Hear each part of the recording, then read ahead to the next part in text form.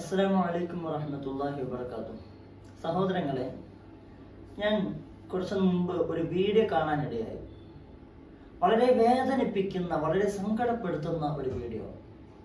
നമ്മുടെ ഈ ഇന്ത്യ രാജ്യത്ത്, മതേതര രാജ്യമായ ഇന്ത്യയിൽ നമ്മൾ കണ്ടുകൊണ്ടിരിക്കുന്ന ഏറ്റവും വലിയ ഒന്നാണ് വർഗീയത എന്ന് പറയുന്നത്.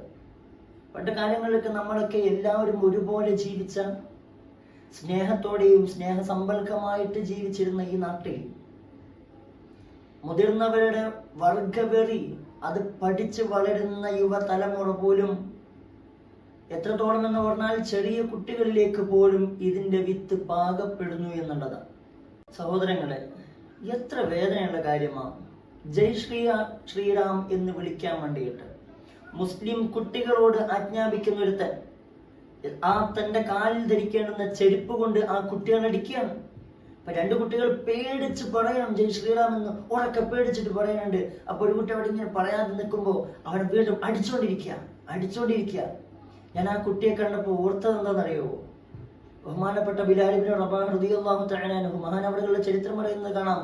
ഉമയ്യത്തിന്റെ കിരാതഹസ്തങ്ങളിൽ പെട്ട് ഇങ്ങനെ ചതഞ്ഞടിയുന്ന സമയത്ത് പോലും അല്ലാഹു അഹദ് എന്നുറക്കെ പറഞ്ഞ് പാറക്കല്ല് ദേഹത്തിൽ വെച്ച് ആ പൊടിയുന്ന മണലാരണ്യത്തിൽ കിടന്ന് തൊലിയെ കൊരിഞ്ഞു പോകുമ്പോഴും അല്ലാഹു അഹദ് എന്ന് പറഞ്ഞ ആ ബിലാൽ ഇബ്നു റബാഹ് റളിയല്ലാഹു അൻഹു ഉണ്ടല്ലോ, ഞാൻ ഓർത്തു പോവാൻ.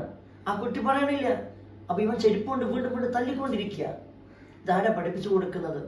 എന്താണ് ഇതുകൊണ്ട് അർത്ഥമാക്കുന്നത്? ഇതുകൊണ്ട് ഈ ഇന്ത്യ രാജ്യത്തുണ്ടാകുന്ന നേട്ടം എന്താണ്?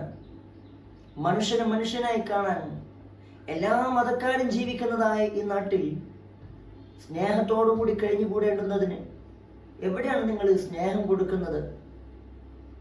എല്ലാവരും സന്തോഷത്തോടു കൂടി കഴിയേണ്ടുന്ന നാട്ടിൽ സന്തോഷം ഈ നാട്ടിൽ വേണ്ട, ഈ ഇന്ത്യ രാജ്യത്ത് അങ്ങനൊന്നും വേണ്ട എന്ന് തീരുമാനിക്കുന്നത് ആർക്ക് വേണ്ടിയാണ്?